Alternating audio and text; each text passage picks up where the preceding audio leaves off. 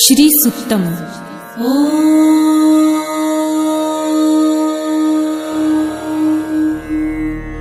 हिरण्यवर्णां हरिणीं सुवर्णरजतस्रजां चन्द्रां हिरण्मयीं लक्ष्मीं जातवेदो महावह ताम आवह जातवेदो लक्ष्मीमनपगामिनीं यस्यां हिरण्यं विन्देयं गामश्वं पुरुषानहम् अश्वपूर्वां रथमध्यां हस्तिनादप्रबोधिनीं श्रियं देवीमुपह्वये श्रीर्मा देवी जुषताम् कासोऽस्मितां हिरण्यप्राकाराम् आर्द्रां ज्वलन्तीं तृप्तां तर्पयन्तीं पद्मे स्थितां पद्मवर्णां तामिहोपह्वये श्रियम् चन्द्रां प्रभासां यशसा ज्वलन्तीं श्रियं लोके देवजुष्टामुदाराम् तां पद्मिनीं शरणमहं प्रपद्ये लक्ष्मीर्मे नश्यतां त्वां वृणे आदित्यवर्णे तपसोऽधिजातो वनस्पतिस्तव वृक्षोऽथ बिल्वः तस्य फलानि तपसानुदन्तु मायान्तरायाश्च बाह्या अलक्ष्मीः उपैतु मां देवसखः कीर्तिश्च मणिना सह प्रादुर्भूतो सुराष्ट्रेऽस्मिन् कीर्तिमृद्धिं ददातु मे शुत्वपासामलां ज्येष्ठाम् अलक्ष्मीं नाशयाम्यहम् अभूतिं समृद्धिं च सर्वानिर्णुद मे गृहात् गन्धद्वारां दुराधर्षां नित्यपुष्टां करिषिणीम् ईश्वरीं सर्वभूतानां तामिहोपह्वये श्रियम् मनसः काममाकुतिं वाचः सत्यमशीमहि पशूनां रूपमन्नस्य मयि श्रेयतां यशः कर्दमे प्रजाभूता मयि सम्भव कर्दम श्रियं वासय मे कुले मातरं पद्ममालिनीम्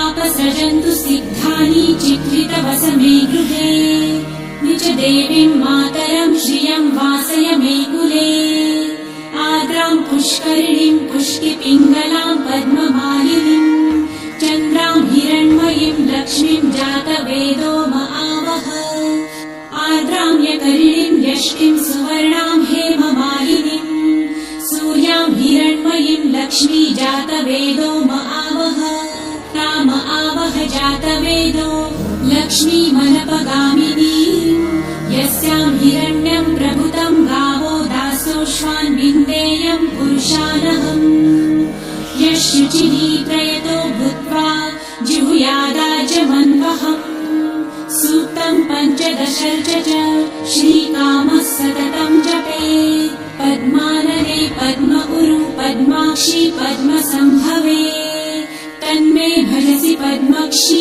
येन सौख्यं लभाम्यहम् अश्वदायै गोदायै धनदायै महाधने धनं मे लभतां देवी सर्वकामांश्च देहि मे पद्मानने पद्मविपत्रे पद्मप्रिये पद्मदलायताक्षी विश्वप्रिये विष्णुमनोनुकूले त्वत्पादपद्मं मयि सन्निधस्त्वम् पुत्रपौत्रं धनं धान्यं हस्ताश्वादिगवेरथम् प्रजानां भवसि माता आयुष्मन्तं करोतु मे धनमग्निर्धनं वायुर्धनं सूर्यो धनं वसु धनमिन्द्रो बृहस्पतिर्वरुणं धनमस्तु मे वैनतेय सोमं पिबतु वृतः सोमं धनस्य सोमिनो मह्यं ददातु सोमिनः न क्रोधो न च मात्सर्य न लोभो नाशुभामतिः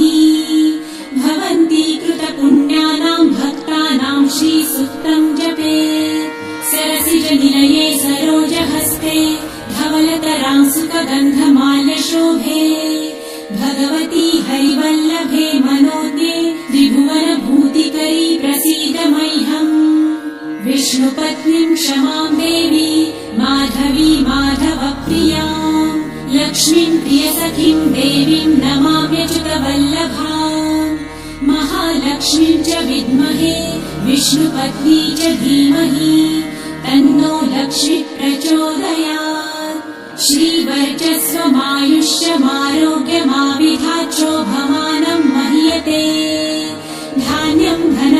आयुष्युं बहुपुत्रलाभं शतसंवत्सरं दीर्घमायुः। ॐ शान्ति शान्ति शान्तिः।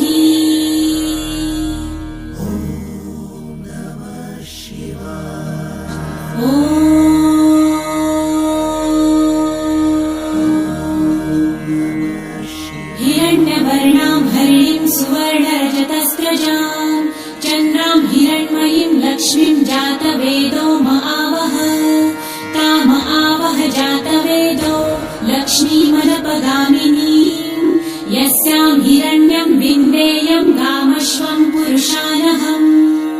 अश्वपूर्वां रथमध्यां हस्तिनादप्रबोधिनीम् श्रियं देवीमुपह्वये श्रीर्मा देवी जुषताम्। कासोस्मितां हिरण्यप्राकाराम् आर्द्रां ज्वलन्तीं तृप्तां दर्पयन्तीम् पद्मे स्थितां पद्मवर्णां तामिहोपह्वये श्रियम्। चन्द्रां प्रभासां यशसा ज्वलन्तीं श्रियं लोके देवजुष्टामुदाराम् तां पद्मिनीं शरणमहं प्रपद्ये। लक्ष्मीर्मे नश्यतां त्वां नृणे आदित्यवर्णे तपसोऽधिजातो वनस्पतिस्तव वृक्षोऽथ बिल्वः। तस्य फलानि तपसानुदन्तु मायान्तरायाश्च बाह्या अलक्ष्मीः। उपैतु मां देवसखः कीर्तिश्च मणिना सह। प्रादुर्भूतो सुराष्ट्रेऽस्मिन् कीर्तिमृद्धिं ददातु मे। शुत्वपासामलां ज्येष्ठाम् अलक्ष्मीं नाशयाम्यहम्। अभूतिं समृद्धिं च सर्वानिर्णुद मे गृहात्। गन्धद्वारां दुराधर्षां नित्यपुष्टां करिषिणीम् ईश्वरीं सर्वभूतानां तामिहोपह्वये श्रियम्। मनसः काममाकुतिं वाचः सत्यमशीमहि। पशूनां रूपमन्नस्य मयि श्रेयतां यशः। कर्दमे प्रजाभूता मयि सम्भव कर्दम। श्रियं वासय मे कुले मातरं पद्ममालिनीम्। आपसृजन्तु सिद्धानि चित्रितवस मे गृहे। निज देवीं मातरं श्रियं वासय मे कुले। आर्द्रां पुष्करिणीं पुष्टिपिङ्गलां पद्ममालिनीम्। चन्द्रां हिरण्मयीं लक्ष्मीं जातवेदो महावः। आर्द्रां यकरिणीं यष्टिं सुवर्णां हेममालिनीम्। सूर्यां हिरण्मयीं लक्ष्मी जातवेदो महावः। ताम आवह जातवेदो लक्ष्मीमनपगामिनीम् यस्यां हिरण्यं प्रभुतं गावो दासोऽश्वान् विन्देयं पुरुषानहम्। यशुचिः प्रयतो भूत्वा जिहुयादाजमन्वहम्। सूक्तं पञ्चदशर्च च श्रीकामः सततं जपेत्। पद्मानने पद्म उरु पद्माक्षी पद्मसम्भवे।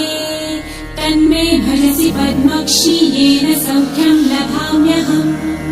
अश्वदायै गोदायै धनदायै महाधने। धनं मे लभतां देवी सर्वकामाश्च देहि मे। पद्मानने पद्मविपत्रे पद्मप्रिये पद्मदलायताक्षी। विश्वप्रिये विष्णुमनोनुकूले त्वत्पादपद्मं मयि सन्निधस्त्वम्। पुत्रपौत्रं धनं धान्यं हस्ताश्वादिगवेरथम्। प्रजानां भवसि माता आयुष्मन्तं करोतु मे। धनमग्निर्धनं वायुर्धनं सूर्यो धनं वसु। धनमिन्द्रो बृहस्पतिर्वरुणं धनमस्तु मे। वैरतेय सोमं पिबतु वृतः। सोमं धनस्य सोमिनो मह्यं ददातु सोमिनः। न क्रोधो न च मात्सर्य न लोभो नाशुभामतिः। भवन्ति कृतपुण्यानां भक्तानां श्रीसूक्तं जपेत्। सरसिजनिलये सरोजहस्ते धवलतरां सुखगन्धमाल्यशोभे। भगवती हरिवल्लभे मनोज्ञे त्रिभुवनभूतिकरी प्रसीद मह्यम्। विष्णुपत्नीं क्षमां देवी माधवी माधवप्रियां। महालक्ष्मीं प्रियसखीं देवीं नमाम्यच्युतवल्लभाम् महालक्ष्मीं च विद्महे विष्णुपत्नी च धीमहि तन्नो लक्ष्मी प्रचोदयात् श्रीवर्चस्वमायुष्यमारोग्यमाविधाच्छोभमानं महीयते धान्यं धनं पशुं बहुपुत्रलाभं शतसंवत्सरं दीर्घमायुः ॐ शान्ति शान्ति शान्तिः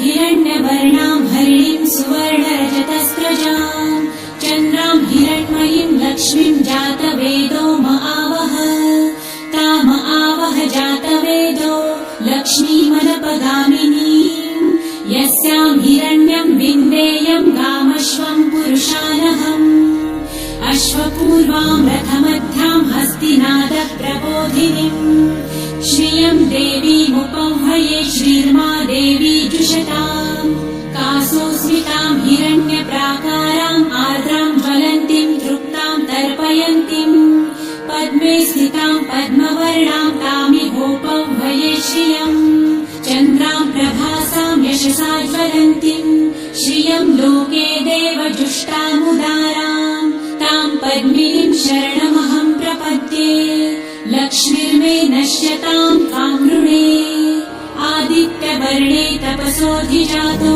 वनस्पतिस्तव वृक्षोऽथ बिल्वः तस्य फलानि तपसानुदन्तु मायान्तरायाश्च बाह्या अलक्ष्मीः उपैतु मां देवसखः कीर्तिश्च मणिना सह प्रादुर्भूतो सुराष्ट्रेऽस्मिन् कीर्तिमृद्धिं ददातु मे शुक्लपासामलां ज्येष्ठाम् अलक्ष्मीं नाशयाम्यहम् अभूतिं समृद्धिं च सर्वानिर्णुद मे गृहात् गन्धद्वारां दुराधर्षां नित्यपुष्टां करिषिणीम् ईश्वरीं सर्वभूतानां तामिहोपह्वये श्रियम् मनसः काममाकुतिं वाचः सत्यमशीमहि पशूनां रूपमन्नस्य मयि श्रेयतां यशः कर्दमे प्रजाभूता मयि सम्भव कर्दम श्रियं वासय मे कुले मातरं पद्ममालिनीम् आपसृजन्तु सिद्धानि चित्रितवस मे गृहे निज देवीं मातरं श्रियं वासय मे कुले आर्द्रां पुष्करिणीं पुष्टिपिङ्गलां पद्ममालिनीं चन्द्रां हिरण्मयीं लक्ष्मीं जातवेदो महावह आर्द्रां यकरिणीं यष्टिं सुवर्णां हेममालिनीं सूर्यां हिरण्मयीं लक्ष्मी जातवेदो महावह ताम आवह जातवेदो लक्ष्मीमनपगामिनीं यस्यां हिरण्यं प्रभुतं गावो दासोऽश्वान् विन्देयं पुरुषानहम् यः शुचिः प्रयतो भूत्वा जिहुयादाजमन्वहम् सूक्तं पञ्चदशर्च च श्रीकामः सततं जपेत् पद्मानने पद्म उरु पद्माक्षी पद्मसम्भवे तन्मे भजसि पद्मक्षी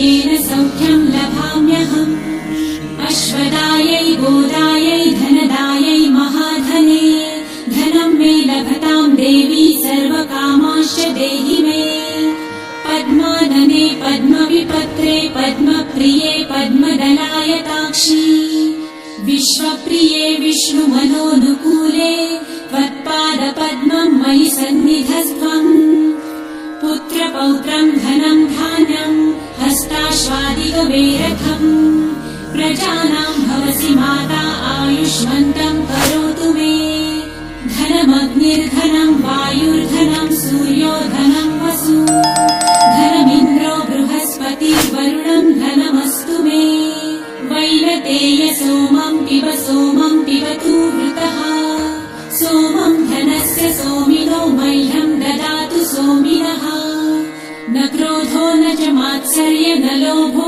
नाशुभामतिः भवन्ति कृतपुण्यानां भक्तानां श्रीसूक्तं जपेत् सरसिजनिलये सरोजहस्ते धव श्यामलतरां सुखगन्धमाल्यशोभे भगवती हरिवल्लभे मनोज्ञे त्रिभुवनभूतिकरी प्रसीद मह्यम् विष्णुपत्नीं क्षमां देवी माधवी माधवप्रियां लक्ष्मीं प्रियसखीं देवीं नमाम्यच्युतवल्लभाम् महालक्ष्मीं च विद्महे विष्णुपत्नी च धीमहि तन्नो लक्ष्मी प्रचोदयात् श्रीवर्चस्वमायुष्यमारोग्यमाविधाच्छोभमानं मह्यते धान्यं धनं पशुं बहुपुत्रलाभम्